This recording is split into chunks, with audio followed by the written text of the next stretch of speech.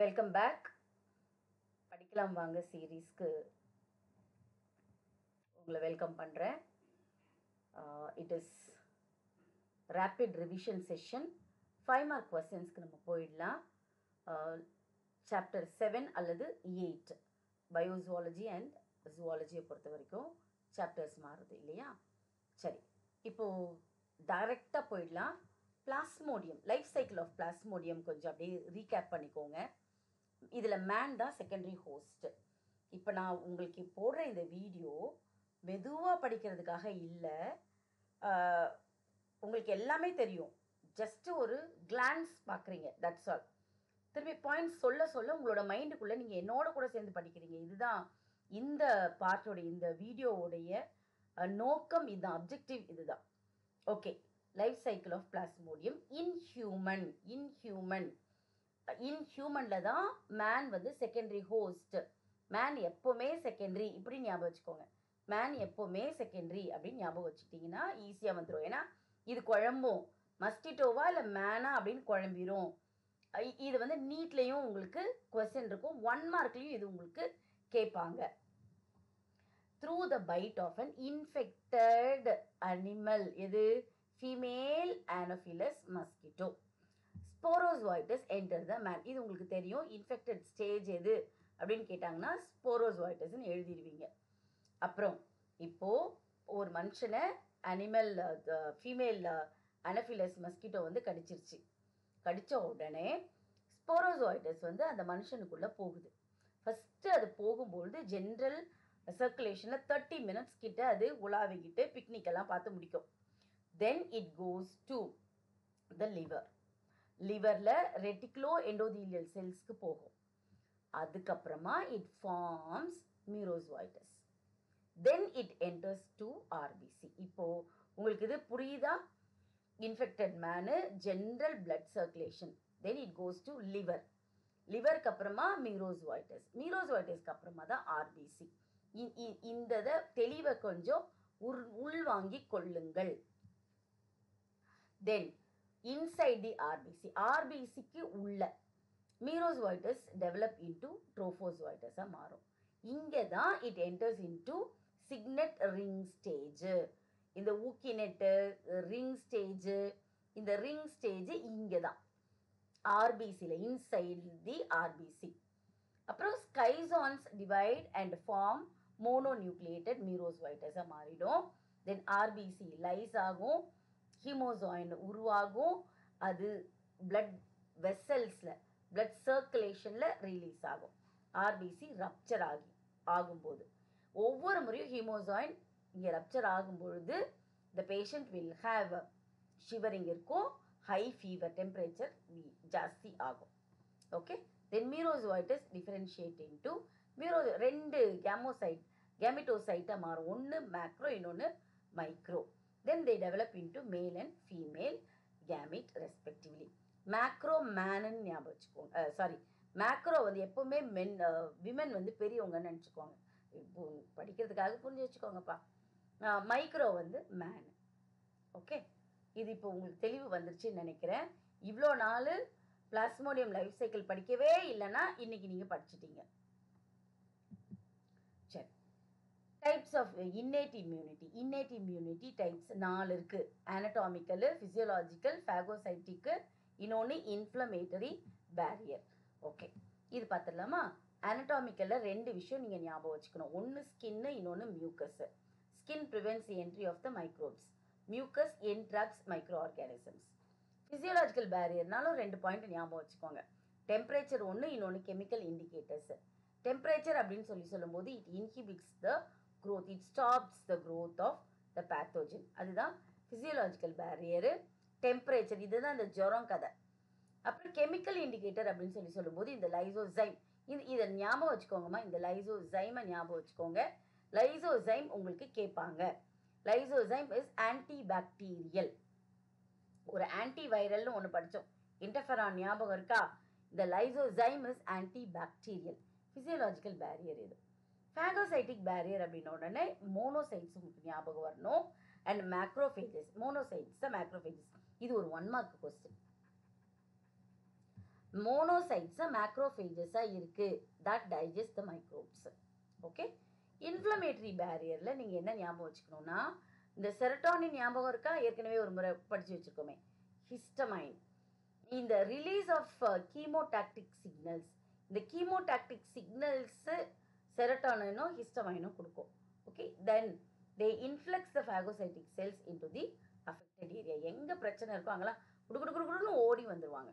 இந்த ஃபினோமினானுக்கு பேரு டயாபெடிசிஸ். இதை கேட்டிருந்தாங்க 2 இயர்ஸ்க்கு முன்னாடி. வாட் இஸ் கால்டு டயாபிடோசிஸ்ன்னு கேட்டிருந்தாங்க.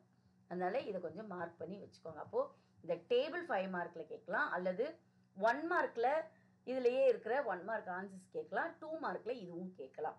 இந்த ஒரு டேபிள் படிச்சு முடிச்சிட்டிங்கன்னா you have 7 marks in your hands.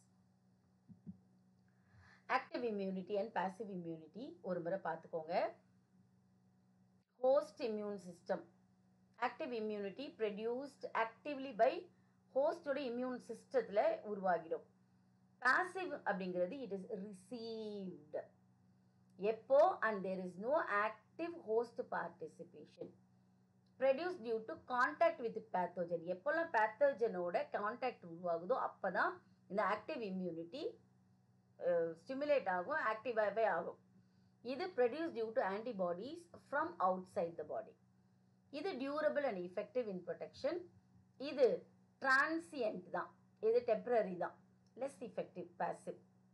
Immunological memory வந்து ப்ரெசன்ட் ஆக்டிவ்ல, இதில் நோ மெமரி கிடையாது. நோ மெமரி நம்ம ஏற்கனவே பார்த்த ஜுரம் அடிக்கும் போது, அப்புறம் நம்ம இப்போ கோவிட்ல பார்த்தோமே ஆன்டிபாடிஸு ஆன்டிஜனை டைல்யூட் ஃபார்மாக உள்ளே அனுப்புனது, அப்புறம் ஆன்டிபாடிஸ் கிரியேட் பண்ணுறது, அப்போது மெமரி செல்ஸு சுற்றிக்கிட்டே இருக்கும் அப்படின்னு சொல்லி சொன்னேன் நான். மறுபடியும் அதே ஆன்டிஜன் வரும்பொழுது நீ இவன் இல்லை அவன் இல்லை அப்படின்னு சொல்லி சண்டை போட ஆரம்பிக்கிறது. அப்போ இம்யூனாலஜிக்கல் மெமரி வந்து இருக்குது ஆக்டிவில், இதில் இல்லை பாசிவில். Immunity is effective only after a short period. இது என்னன்னா immunity is effective only after a short period. இது வந்து இம்யூனிட்டி டெவலப்ஸ் இம்மீடியட்லி பாசிவ் இம்யூனிட்டியில். இது கொஞ்ச நாள் கழிச்சதுக்கு அப்புறமா தான் இது உருவாகும் immunity. Primary immune system response and secondary immune response இது கொஞ்சம் பார்த்துலாமா. It results of primary contact with an antigen. It occurs as a result of second and subsequent contact with the antigen. முதல் முறை வரும்போதே இட் அக்கர்ஸ் பிரைமரி, அதனால தான் primary. செகண்டரிங்கும் போது ரெண்டாவது முறை அல்லது அது அடிக்கடி வர்றதுனால உருவாகிறது இந்த ரெஸ்பான்ஸ். ஆன்டிபாடி லெவல் வந்து 7லேருந்து 10 டேஸ் வரைக்கும் இட் டேக்ஸ் த ரீச். பீக்குக்கு இது இவ்வளோ நாள் ஆகும். இதில் வந்து 3 to 5 டேஸ்லேயே வந்துடும். Prolonged period required to give immunity. இது வந்து ஷார்ட் டைம் தான். ரேப்பிட் டிக்ளைன் இன் ஆன்டிபாடி லெவல். ஆன்டிபாடி கிட்ட குறைஞ்சிரும்.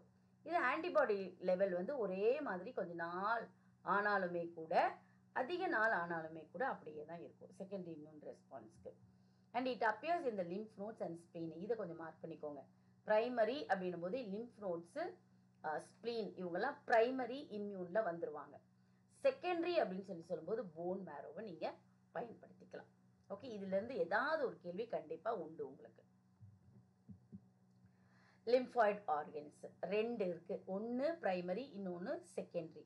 பிரைமரியை வந்து இம்பார்ட்டன்ட்னு சொல்கிறோம், அதனால சென்ட்ரல் லிம்ஃபாய்ட் ஆர்கன் சொல்கிறோம். செகண்டரி வந்து பெரிஃப்ரல், அதை ஒட்டின அதற்கு தொடர்புடைய.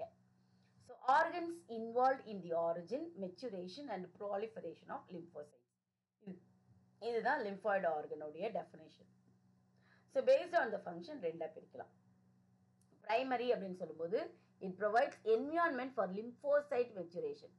லிம்போசைட் மெச்சூர் ஆகிறதுக்கு இது என்விரான்மெண்ட்டை கிரியேட் பண்ணி கொடுக்கும். லிம்போசைட்டுங்கிறது WBCயோட ஒரு டைப்பு. இது என்ன அப்படின்னா செகண்டரி ஆர் பெரிஃபரல் லிம்ஃபாய்டு ஆர்கனுங்கிறது traps antigen and make them available for mature lymphocytes. ஆன்டிஜனை இது பிடிக்கும். ஓகே, ஆர்கன்ஸ் இது பிரைமரி.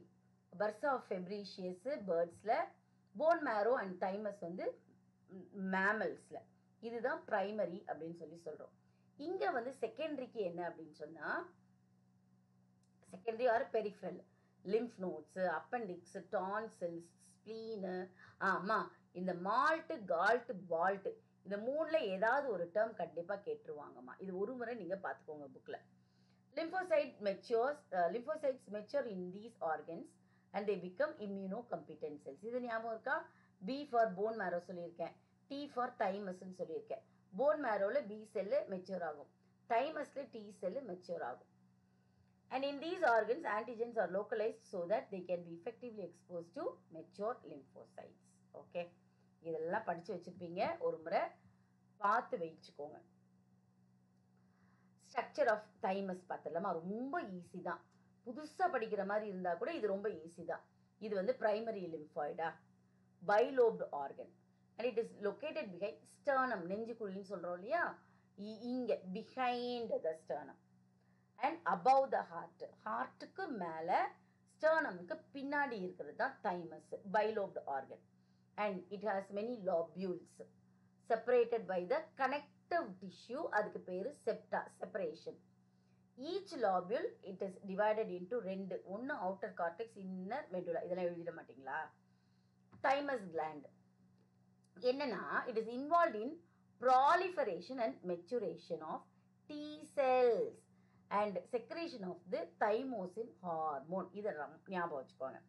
அப்புறம் பை ஏர்லி டீன்ஸில் it is replaced by adipose tissue, இது ஞாபகம் வச்சுக்கோங்க. 17 வரைக்கும், 14 to 17 இந்த ஏஜ், பிஃபோர் இந்த சைல்ட்ஹுட்டில் இருக்கும்போது ரொம்ப ஆக்டிவாக இருக்கும். அடலசென்ட்டுக்கு வரும்பொழுதே, டீன்ஸ் ஆகும் பொழுதே இந்த தைமஸ் மறைஞ்சி போய் அந்த இடத்துல அடிப்போஸ் டிஷ்யூ ரீப்ளேஸ் ஆகும். இது 1 மார்க்கில் கூட கேட்கறதுக்கு வாய்ப்பு இருக்கு. ஸ்ட்ரக்சர் ஆஃப் லிம்ஃப் நோடு பார்த்துலாம். நம்ம இப்போ தைமஸ் பார்த்தோம், இது லிம்ஃப் நோடு. லிம்ஃப் நோடோட படத்தை பார்த்துருங்க, கடகடன்னு எழுதிடலாம். இது வந்து அஃபரண்ட் லிம்ஃபாட்டிக் வெசல். ஓகே, இது வந்து இஃபரண்ட். அஃபரண்ட்னா அவுட்லேருந்து உள்ளே வர்றது, இஃபரண்ட்னா இந்த உள்ளேருந்து வெளியே வர்றது, இப்படி ஞாபகம் வச்சுக்கோங்க. இது சைனசஸ், இது குழாய் மாதிரி இருக்கிற வடிவு. அப்புறம் இது வந்து இது ஒரு ஃபாலிக்கல், இது அவுட்டர் கார்டெக்ஸ், இன்னர் மெடியூலா. இது வந்து பேரா கார்டெக்ஸ் அப்படின்னு சொல்லி சொல்கிறோம். உள்ளுக்குள்ளே இருக்கிறது வந்து மெடுலரி கார்ட்ஸ்ன்னு சொல்கிறோம். ஓகேங்களா? இப்போ என்னன்னு பார்க்கலாமா? லிம்ஃப் நோடு ஸ்மால் பீன் ஷேப்டாக இருக்கும் and it is found along the course of the lymphatic duct. Lymphatic duct எங்கெல்லாம் இருக்குதோ அங்கெல்லாம் ஒரு லிம்ஃப் நோடு இருக்கும். அப்புறம் லிம்ஃப் நோடுக்கு 3 zones இருக்குது, கார்டெக்ஸ், பேரா கார்டெக்ஸ், மெடுலா. இதை எழுதிட மாட்டீங்க. அப்புறம் கார்டெக்ஸில் பி லிம்போசைட்ஸ் இருக்குது, மேக்ரோஃபேஜஸ் இருக்குது, ஃபாலிகுலர் டென்ட்ரைட்டிக் செல்ஸ் இருக்குது. என்னென்னலாம் சொல்லுங்கள்? Cortex, B lymphocyte, macrophages, follicular dendritic cells.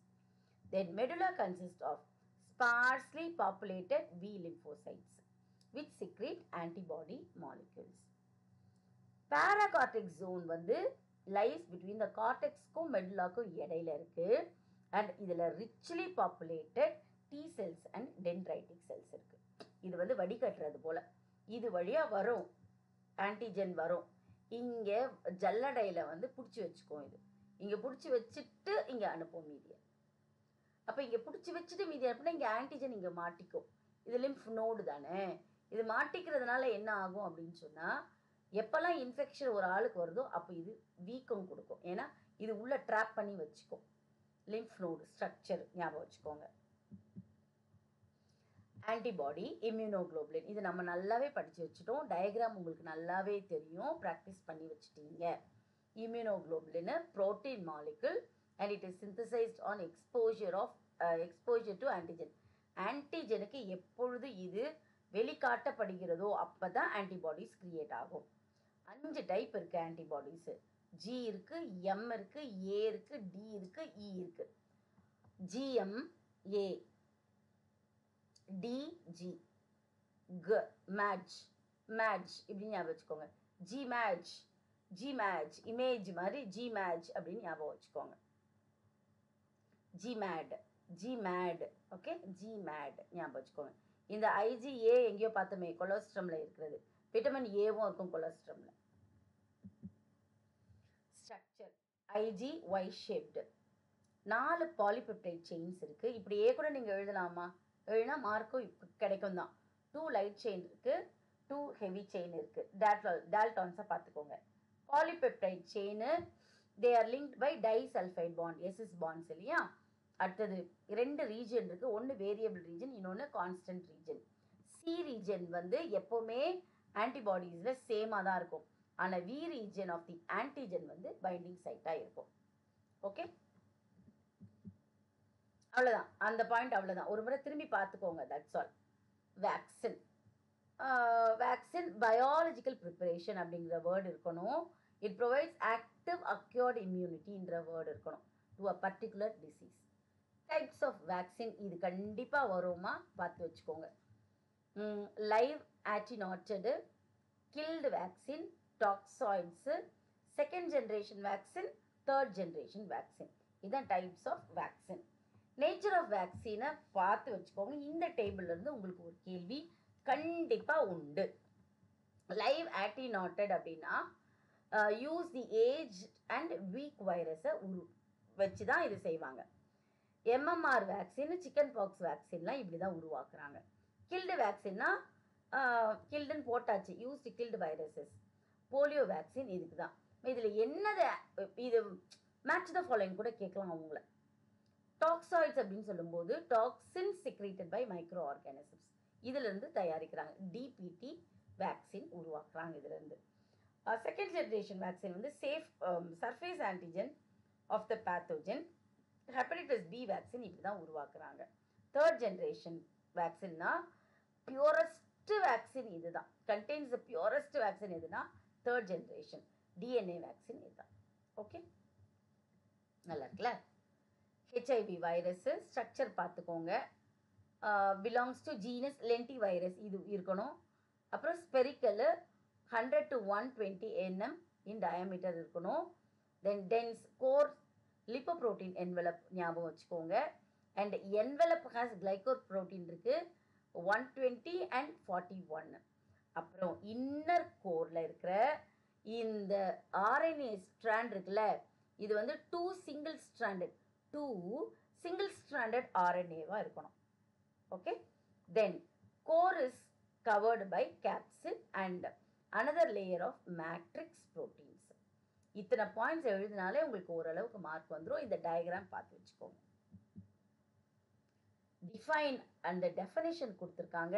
என்னோட வீடியோவை இப்போ பார்க்குறவங்க you will say thank you to me. ஏன்னா இதுலேருந்து ஏதாவது ஒன்று நிச்சயமாக உங்களுக்கு உண்டு. இம்யூனோஜென்னா substance capable of initiating and immune response, இதுதான் இம்யூனோஜென்.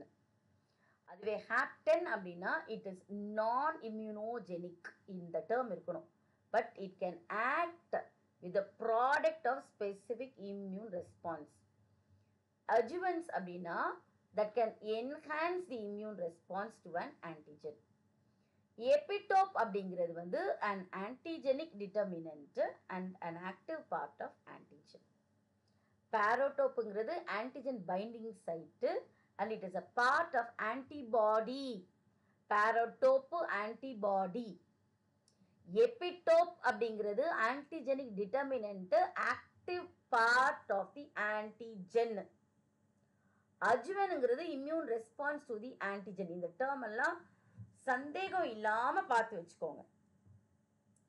தென் அனஃபிலாக்சிஸ் இது கண்டிப்பாக உண்டு. அந்த சொன்னல இந்த ஸ்லைட்லேருந்து ஏதோ ஒரு கேள்வி உங்களுக்கு கண்டிப்பாக உண்டு. Sudden severe hyper sensitivity reaction as a result of mast cell degranulation. அனஃபிலாக்சிஸ் இதுக்கு தான் நம்ம என்ன இது கதை படித்தோம் சொல்லுங்க.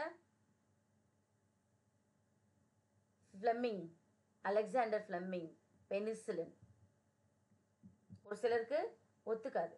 ஓகே, பாக்டீரியல் டிசீசஸ் ஒரு முறை பார்த்துடலாமா. Cholera, tetanus. டெட்டனஸ்க்கு இன்னொரு பேர் உண்டு, லாக்ஜா. டைஃபாய்டுக்கு இன்னொரு பேர் இருக்கு, என்டரிக் ஃபீவர். நிமோனியா, இதெல்லாம் bacterial diseases in human beings. அது பார்த்தது வேற, அந்த லெசன்ல பார்த்தது. இந்த டேபிள் கண்டிப்பா உங்களுக்கு உண்டு, இதுல வரும், பார்த்து கொள்ளுங்கள். tuberculosis, mycobacterium tuberculosis, lungs, droplet infection and thick mucopurulent nasal discharge. Viral disease ஒரு முறை பார்த்துடலாமா? காமன் கோல்டு, ரைனோ வைரஸஸ் இது வர்றதுக்கு சான்ஸ் இருக்குது. Mumps virus, RNA virus, paramyxo virus. Salivary கிளாண்டில் சலைவா இல்லைன்னா ட்ராப்லெட் இன்ஃபெக்ஷன் தான். என்லார்ஜ்மெண்ட் ஆஃப் பெரோட்டிட் கிளாண்டு, நம்ம சலைவரி கிளாண்டில் இருக்கிற பெரோட்டிட் கிளாண்டு வந்து வீங்கிரும் காதுக்கு கீழே. Measles, chicken pox and poliomyelitis இது ரூபெல்லா வைரஸ் அல்லனா பேராமிக்சோ வைரஸ், இதுவும் ஆர்என்ஏ தான். இதை நீங்கள் பார்த்துக்கணுண்டா இங்கே பாருங்க, மம்ஸ் வந்து ஆர்என்ஏ வைரஸ், மீசல்ஸும் ஆர்என்ஏ வைரஸ், போலியோ மயலிட்டிஸும் ஆர்என்ஏ வைரஸ். இதெல்லாம் 3 கொடுத்துட்டு ஒன்று மட்டும் வித்தியாசமான வைரஸ்ன்னு கேட்டாங்கன்னா சிக்கன் பாக்ஸ். பாருங்க, துருவி துருவி கேட்குறாங்க கேள்வினா இப்படி தான். நான் கொஸ்டின் சென்டராக இருந்தால் இப்படி தான் நான் எடுப்பேன். ரொம்ப ஸ்டாண்டர்டாக இருக்கணும் அப்படின்னு நினச்சிங்கன்னா இப்படி எல்லா கேள்விகள் கேட்கப்படும். ரொம்ப கஷ்டம் அப்படின்னாலும் இப்படிலாம் எடுப்பாங்க. So in depth you have to learn. நீட்டுக்கு படிக்கிறவங்க. ஓகே, இது வரைக்கும் இப்போ போதும். Let us take a break. Then after few minutes we will continue. Thank you so much.